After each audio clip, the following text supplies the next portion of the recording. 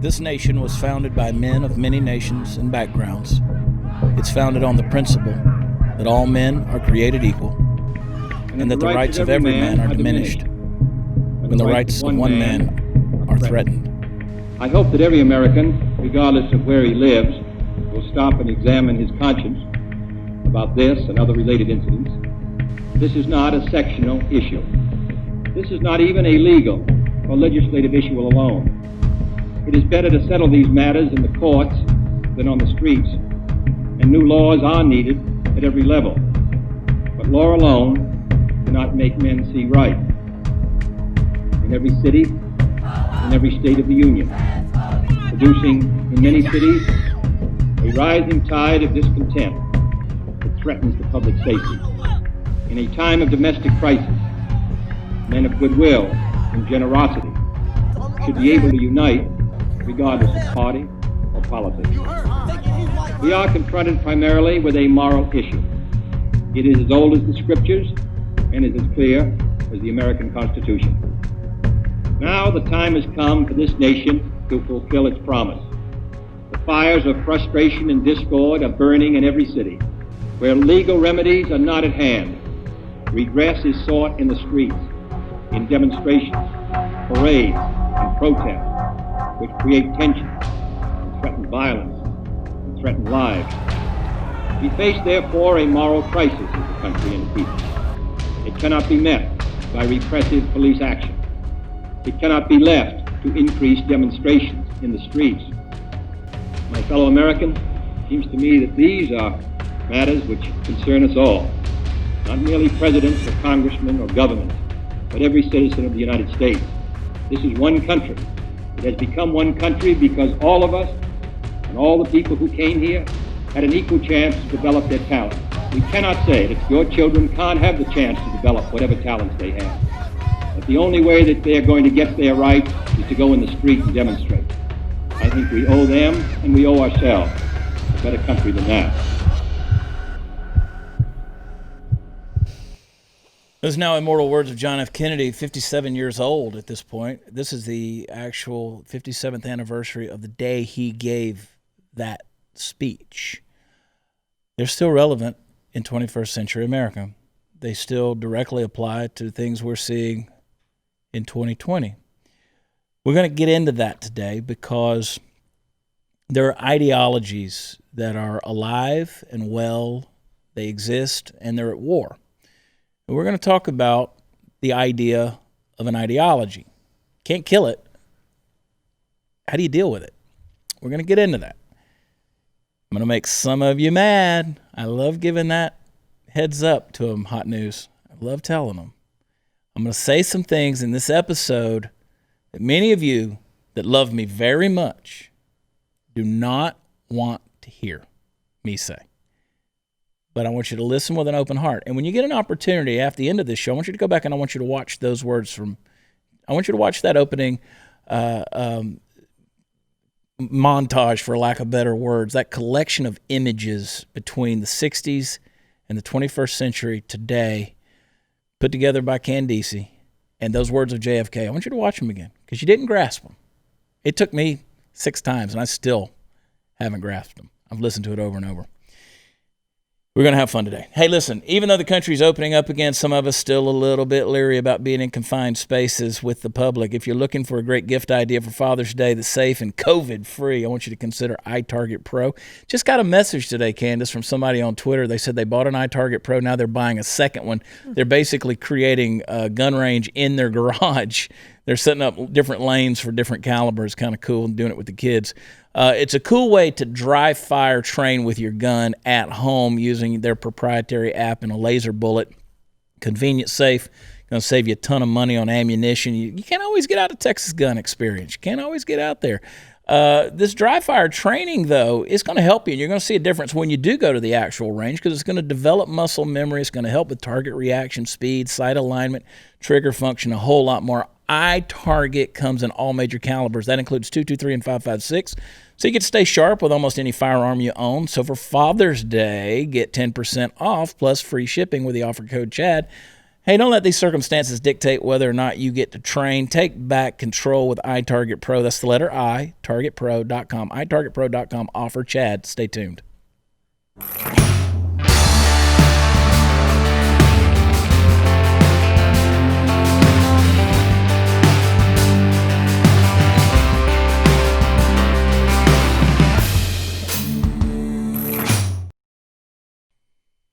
This is one of those episodes where I'm going to rely heavily on my notes because these are things you got to say the right way.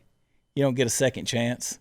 And I have that foot and mouth disease anyway. You're not going to use Steve as a reference? Usually you rely on Steve and then he fact checks you. I don't know that I've ever relied on Steve, although Steve does bring up some very profound points in a very Steve way. True.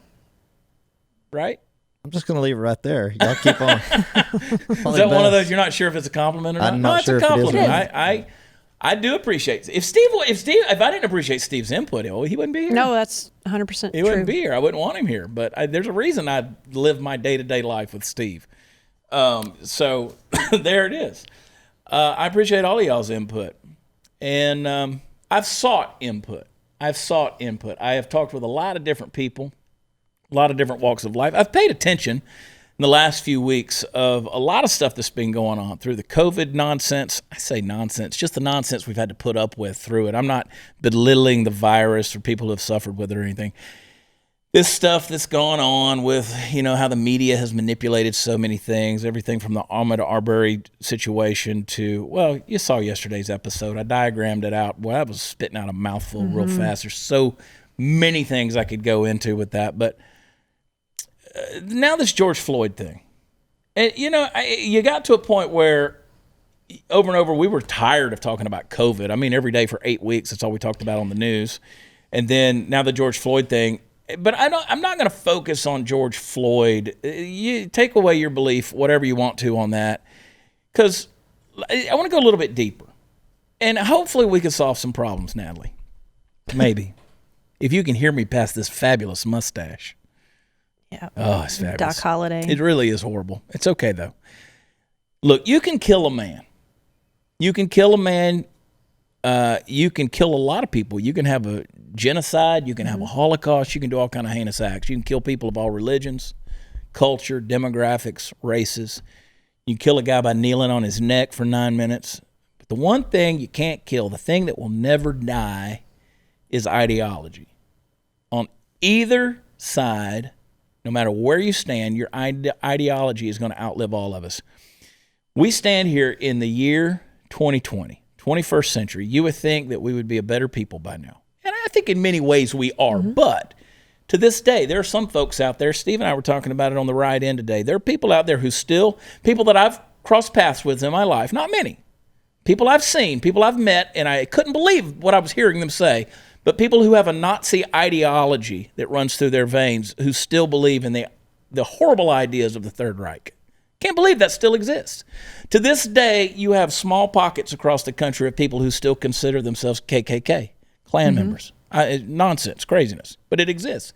Why? There's an ideology. Christians all around the world, they're persecuted, they're punished, they're executed, they're martyred for their beliefs. Christianity still exists. Why? Because it's an ideology that outlives the person. It's a powerful thing. It withstands generations for both good and bad mindsets. So if you raise your child, folks, to believe and understand that some people will hate them on the basis of the color of their skin, that they're going to be denied opportunities because of their race or gender, that they're going to economically suffer for their entire lives because the system is out to get them, you're implementing an ideology in your child's mind that will single-handedly change their entire life, long before they ever encounter or ever have to experience those things. It's not a law issue that we're facing today. It's not a legal issue. It's not a race issue. It's not a moral issue. This is an ideological war that we're watching. And I want to talk about how do you fight an ideology, because you remember back when we went into the Gulf and we started talking about when George W. Bush went back into, when he went into Iraq and after 9/11, and we said, okay, we're using conventional means to fight an ideological war. And it's like you can't bomb radical Islam out of terrorists. You can't do that. I mean, because it's a weird ideology that keeps getting pumped into generation after generation. And ideologies are good in some places, and in some places they're bad. But right now, we're in a situation where we feel like America is spinning out of control. Why? Because everybody has this ideology. You know, I joke about it on stage sometimes where I say, you cut somebody, they're going to bleed their own version of red, white, and blue. They're probably wrong, but, you know, they still have a sense of patriotism. That's an ideology. Patriotism is an ideology, regardless of how you interpret it.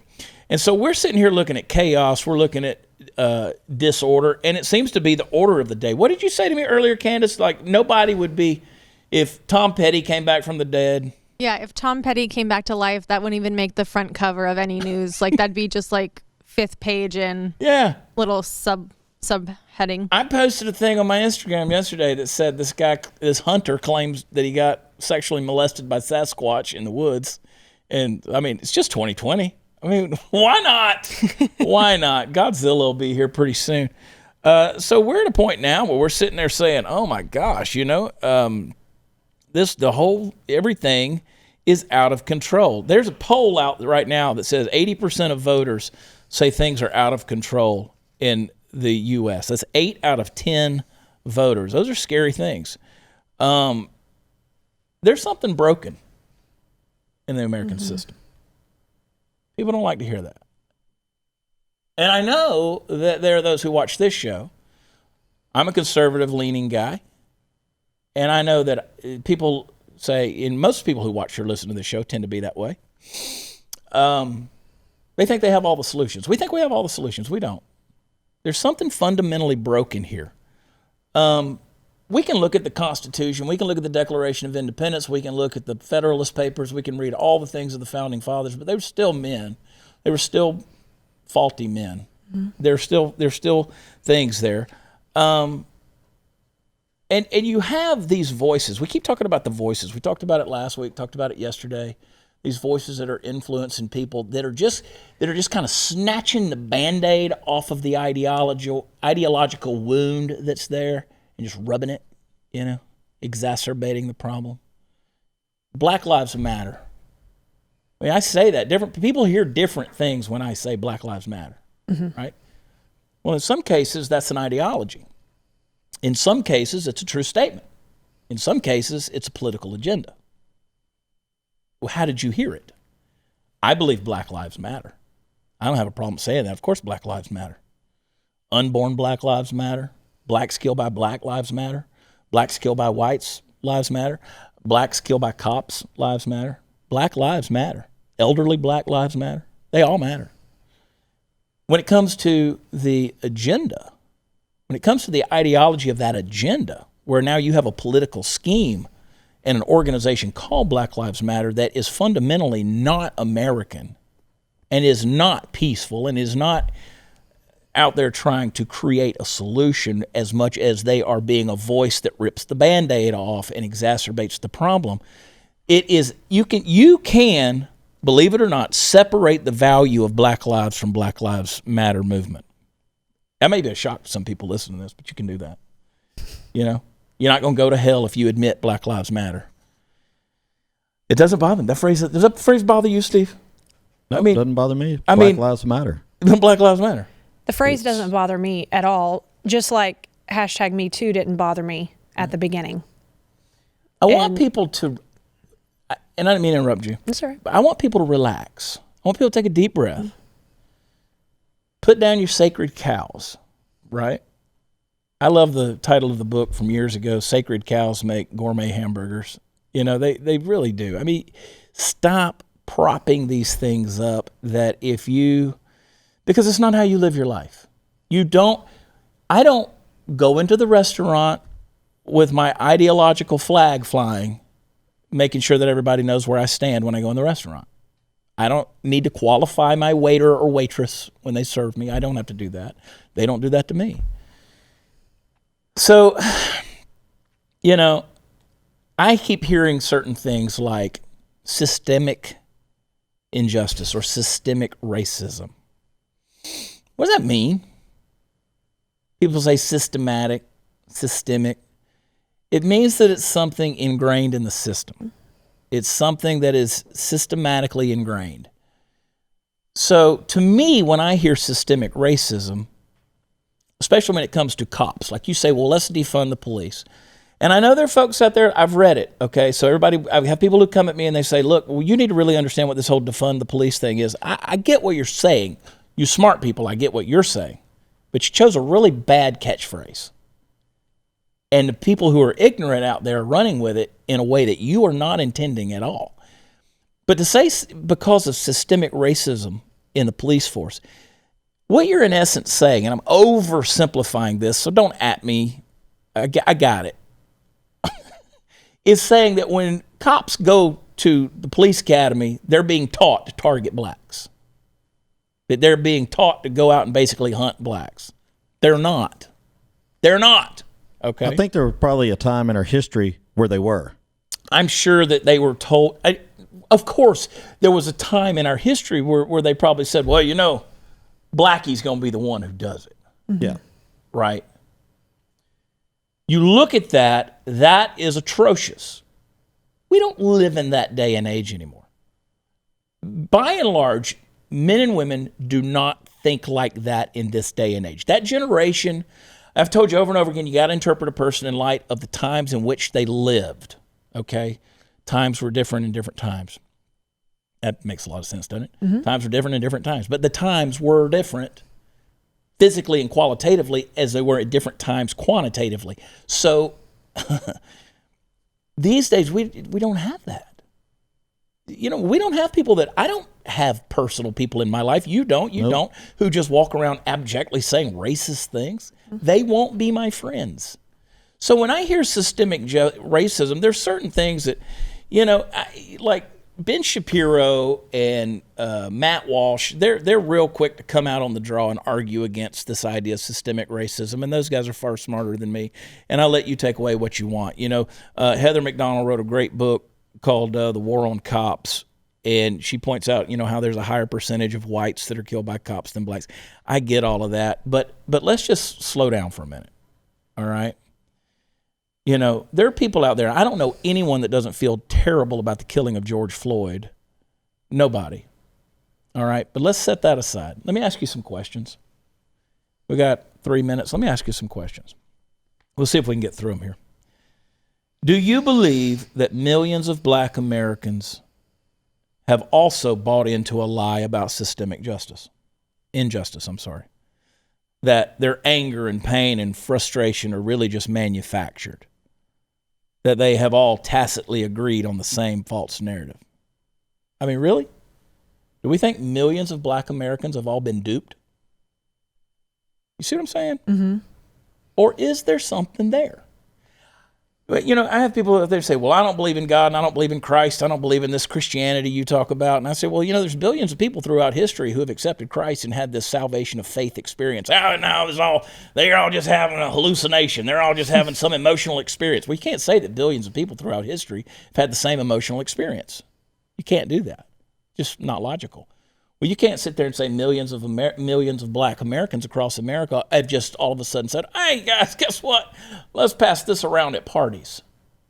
Now, there's an ideology that's being shared that's out there. And that ideology, again, can be used by the voices to rip the Band-Aid off the wound that is very, very real and keep exacerbating the wound so that it never heals. That's what we're seeing happen in a big way. I'll just go ahead and summarize it right there. That's what's going to happen. That's what's happening in a big way. But black people aren't brainwashed. I mean, that's asinine to say that. I mean, do we genuinely think they're just making all this stuff up? Of course not. Another question. Do you agree that most people tend to perceive things through the lens of their own experience? Yeah. Mm-hmm. You interpret your life based on where you live in South Lake.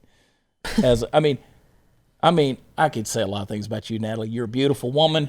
You've had a lot of experiences, Dallas Cowboys cheerleader. Of course, you're going to interpret things through your experience. I'm going to interpret. Steve's going to. None of us have the same experience, and that's the question. Everybody perceives it. So, if my childhood upbringing was all secure and full of bliss and just happy, then I'm going to think that's the experience of other people until I meet other people, and I'm going to find out that sometimes it just wasn't the case with everybody, right?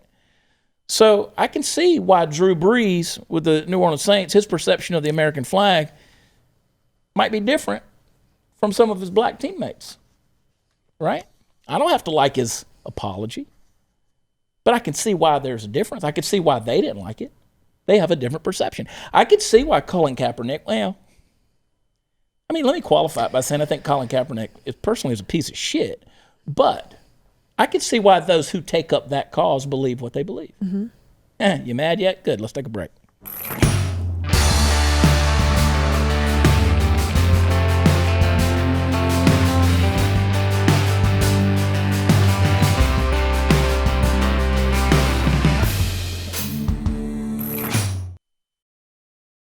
So let me go back and qualify that a little bit. I mentioned Drew Brees. Mm-hmm. He's got a perspective. Malcolm Jenkins, who is also a New Orleans Saint, he came out, he had another opinion.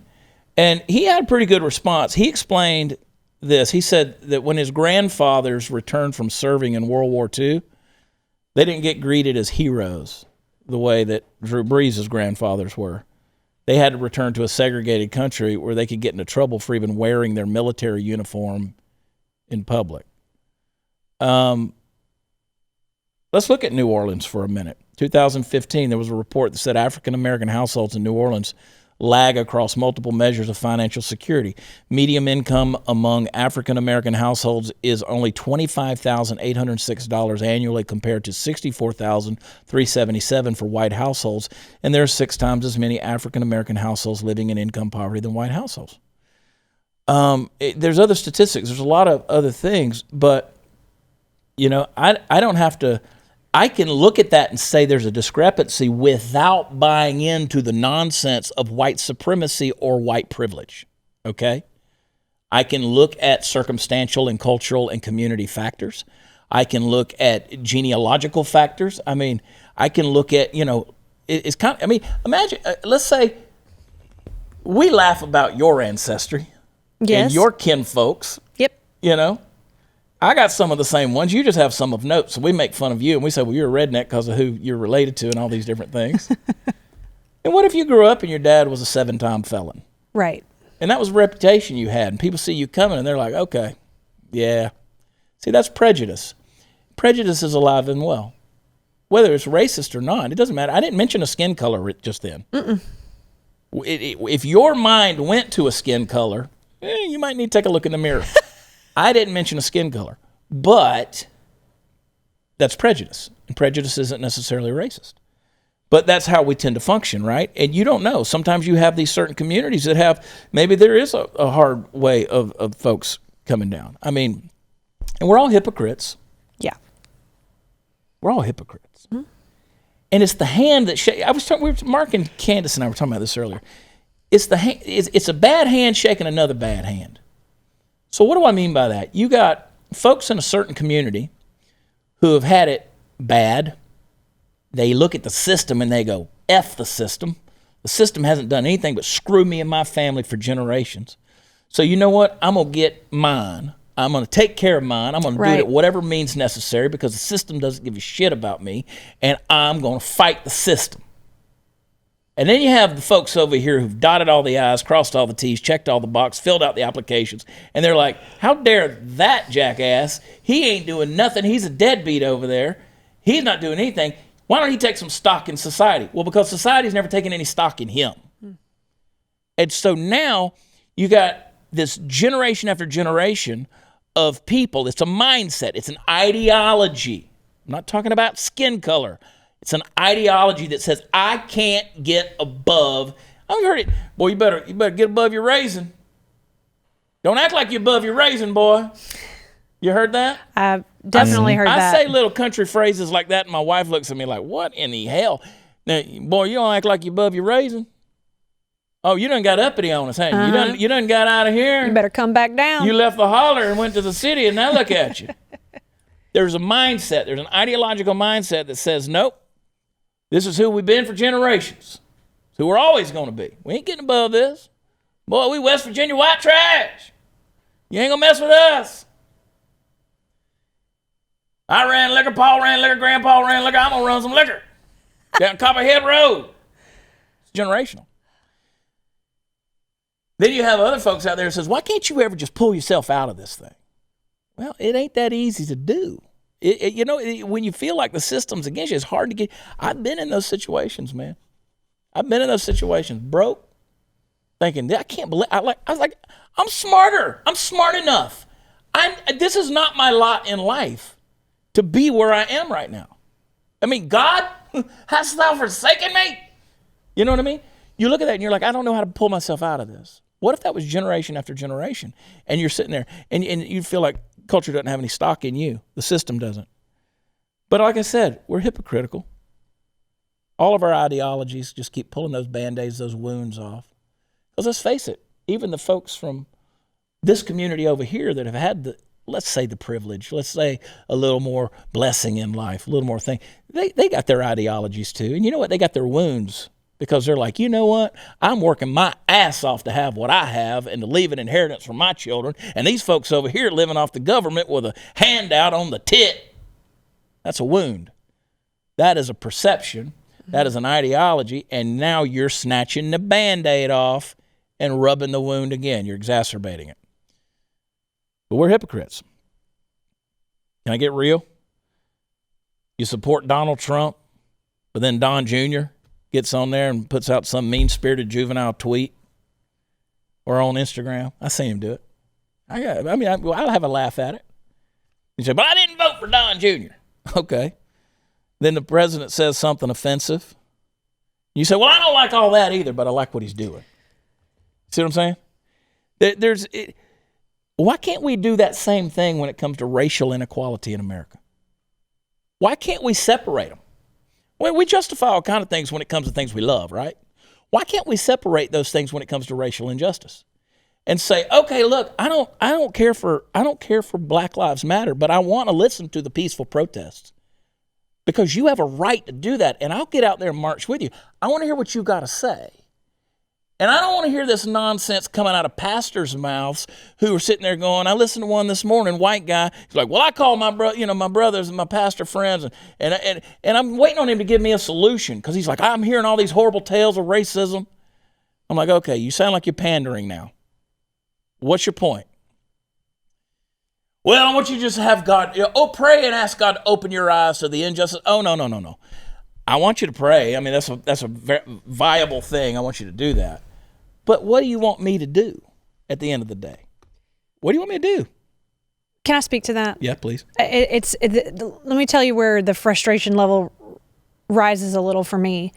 You hear friends that are Black tell you, just don't say anything at all because you haven't been there and you don't understand.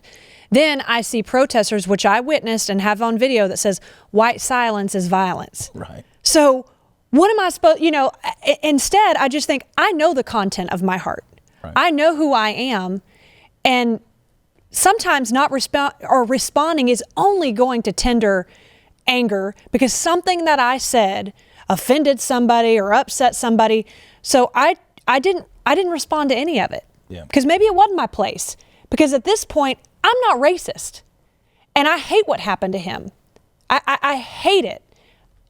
We're still trying to decide if that was racist or if that guy was just a jerk, just a POS, But me not saying something or me saying something, you're damned if you do and you're damned if you don't. It's very frustrating. Yeah. So why can't we just lighten it up a little bit? You're right. And humble ourselves. That's a big thing. I was just talking to Jason Buttrell, who's chief researcher here at The Blaze, and I said, okay, was this thing a setup? Is this a PSYOP operation?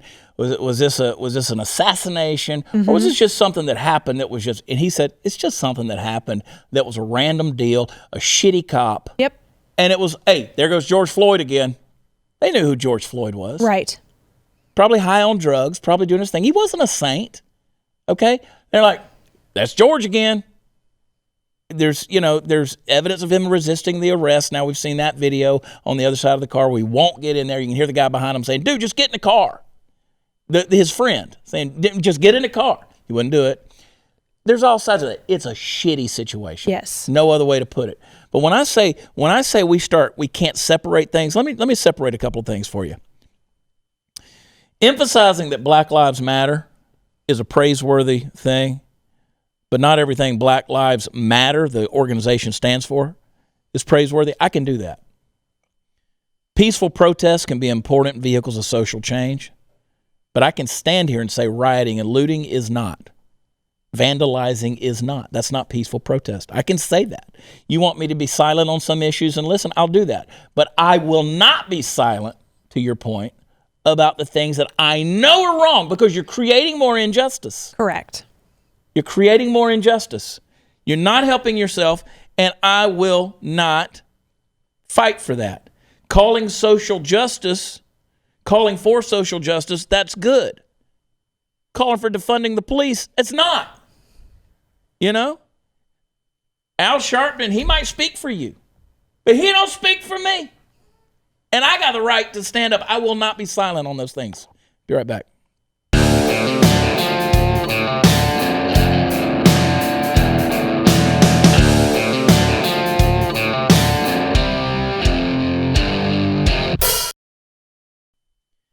I'm going to blow your mind. Now, let me blow your mind. I'm ready. You got thousands of people out in the streets. They're protesting against systemic racism, police brutality.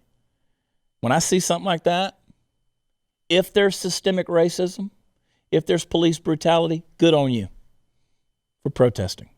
I join you in that. I don't want police brutality. And where there is systemic racism, I will fight it with you. I'll stand with you and fight. Good on you for doing that. All right? It's an amazing positive aspect. You know why? Because there's millions of people out there who see evil and they're willing to go out there and stand against it. That's a damn good thing. Now, if that bothers you, how many times, Candace, you showed that montage, those clips, that collection of clips. Some were from today, some were from the 60s. We look back at the civil rights of the 60s and we see those people marching, and what do? We all kind of swell with pride, many of us. We see Martin Luther King. We see Malcolm X, who is very, very different. I don't ideologically agree with Malcolm X, but I do appreciate some of the things he did and said. Mm-hmm. I look at that and you kind of like, yeah, good on you. Glenn Beck has things all around this studio that remind us of civil rights, Martin Luther King, everywhere where you turn, because that's a passion of Glenn's, right? You see those things, those reminders that are out there, those signs that are hanging on the walls around here. You see those things. Good on them. What if in 60 years we look back on 2020 and we see these things and people say, my heart swells with pride because I see that, because you were fighting for something. There are civil rights, folks. You need to look them up. Mm-hmm. People do have civil rights. Those aren't given to you in the Bill of Rights. Those are things endowed by your Creator, okay? You need to look them up. Everybody deserves to feel like they've got those civil rights. There are people out there by the millions, masses of people, ordinary people who see that there's evil in the world and they want it abolished. I applaud that, right? There are people out there of different races, white people, Hispanic people, black people. They're all out there marching together. That's great. I see people kneeling. I don't like it in some circumstances. But kneeling ain't a bad thing. Mm. It's a sign of humility. If that helps you feel like you are humbling yourself and putting yourself ultimately under the hand of God and his guidance to create justice, because ultimately that's the only place justice comes from. We need to ask for God's mercy right now, every one of us, because none of us deserve what's coming, what we're getting. That mercy we don't deserve. So it's not a bad thing. Chill out on that. Ease up a little bit.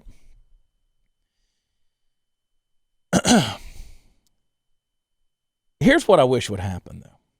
I keep talking about that Band-Aid. Keep talking about that Band-Aid that the voices are, we're ripping it off, right, rubbing the wound. What's the Band-Aid? Well,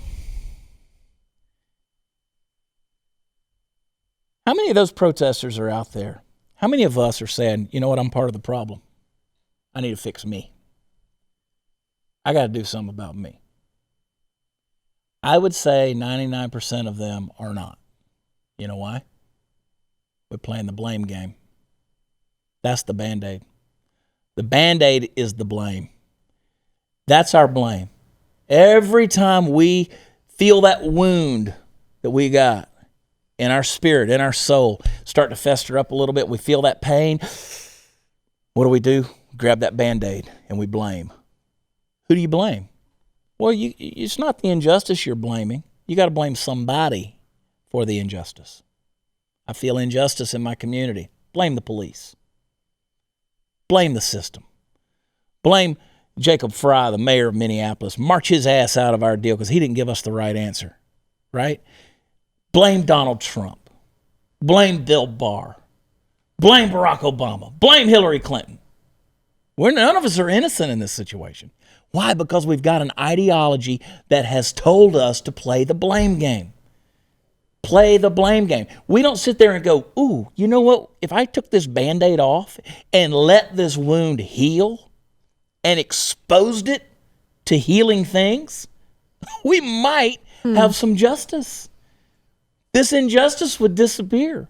The wound would go away because we just keep festering and getting this gangrenous wound and we're just covering it up and saying, oh, no, I'm fine, until the next person gets shot or the next person has an injustice happen and they die at the hands of a cop. No. Got to blame somebody. Police's fault, military's fault, president's fault, Republicans' fault, Democrats' fault, the whole corrupt system, F the police. And the problem with the blame game is it always ends in violence. You know why? Because the individual or tribe that's out there blaming others, they've got to seek to eliminate the problem. The only way to eliminate the problem is eliminate the cause of the problem. That's your ideology. That's what you're thinking. Well, I just got to eliminate the problem. Why do they burn it to the ground? That's a sign of burning down the system. Why do they turn over the cop cars? Well, I am seeing atrocious acts of violence in the street that's going on. Committed both by whites and blacks. I'm seeing it all. Why? Because it's the blame game. I got to eliminate the cause of the problem. Because the cause of the problem, it's a person, it's a group they're blaming, then it makes sense. You got to get rid of it. You get rid of the problem, you get rid of the people. And here's the thing. I want to summarize it this way. You got one group that gets blamed and the group is eliminated, right? That's the history of revolution throughout man's history. We've always had revolutions. All through the ages. You get a group that gets blamed, that group's eliminated. Now, the irony of racism at its heart, you blame another racial group for what's wrong with the world, but blaming others for racism perpetuates the exact same mentality in yourself. That's what we see happening. That's why blacks say, well, I'm not racist. I can't be racist. I'm a minority. I'm black. No. You are blaming them. You're having a little personal revolution, and in essence, what you're doing is you're creating the same mentality you're accusing the person that supposedly is oppressing you. You're creating it in your own heart. Instead of gangs of thugs getting together to lynch this member of a minority group like it used to be, now the one accused of being racist becomes the new victim of the mob. Now that person's going to be vilified, excluded, persecuted, and ultimately is going to be killed. That's why you have people out there who aren't racist at all. But you know what? You're conservative. You're a Republican. You are a Trump supporter. You wear that red hat. Racist. Are you? No. But I accuse you of that because the mob switched places now. So that's it. Blame others, judge others, get the rage, get the resentment, kill them, fight them, burn them, crush them, more injustice. And anybody that's calling for revolution out there in the streets today, remember, I stand with you. Peaceful protest, I'm with you. I'll march with you. But if you're calling for revolution, you need to know that with very few exceptions, revolutions always end in tyranny and terror. They always end in tyranny. Revolutions rooted in resentment always lead to genocide, the gulag, and the guillotine. I'm telling you, folks. And it's some crazy world we're living in. So take the Band-Aid off. Go get yourself a mirror. Get in front of that mirror. Stop blaming everybody in society. And take a long, deep look at yourself. And I'm going to say something powerful here that some of you are really not going to like.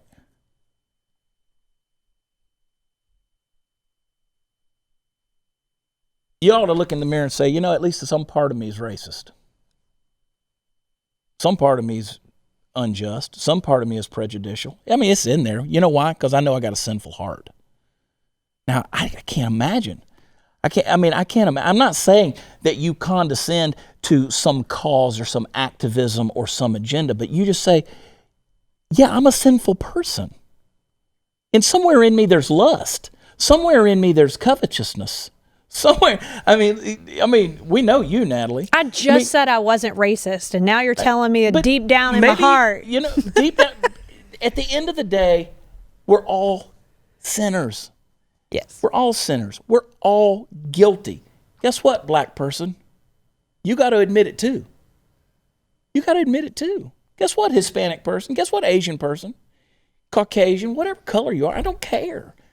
We're separated by 0.00016% of a genetic code that changes the melanin of our skin. Everything else is cultural. Everything else. I mean, yeah, our hair might grow out differently. Our skin might have a different feel to it in terms of its texture sometimes. But at the end of the day, we're still human beings. Got to turn that mirror on yourself. Stop blaming the world around you. Radical, boy, I tell you what, it's worth it just to be able to love each other. We'll be right back.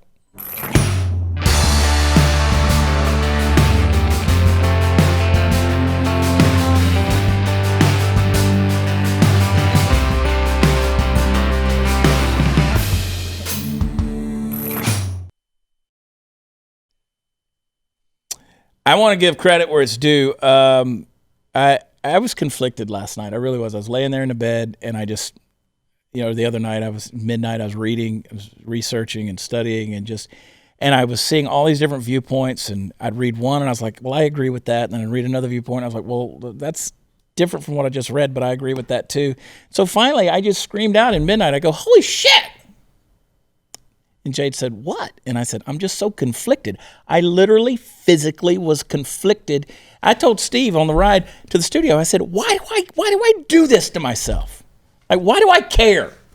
Why can't I just go out there and feed the horses and, but I do. I care about people.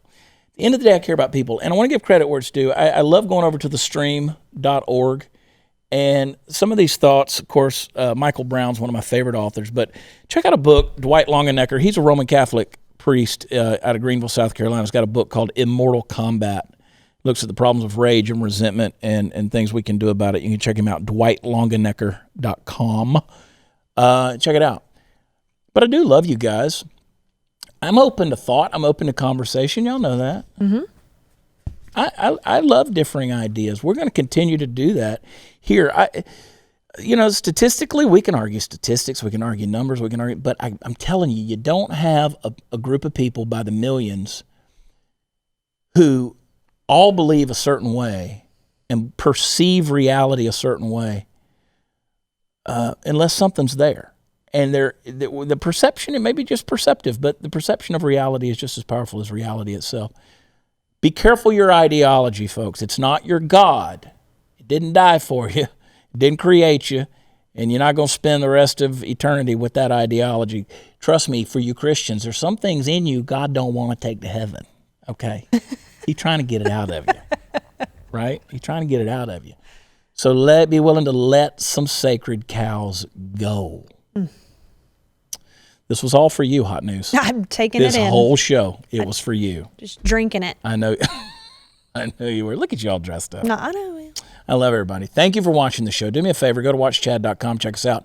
Go to blazetv.com/Chad. Sign up. Get your annual subscription to The Blaze so you don't miss out on any of the quality programming. And remember, give us a rating on podcast. Love y'all. God bless. Talk to you next time. Bye.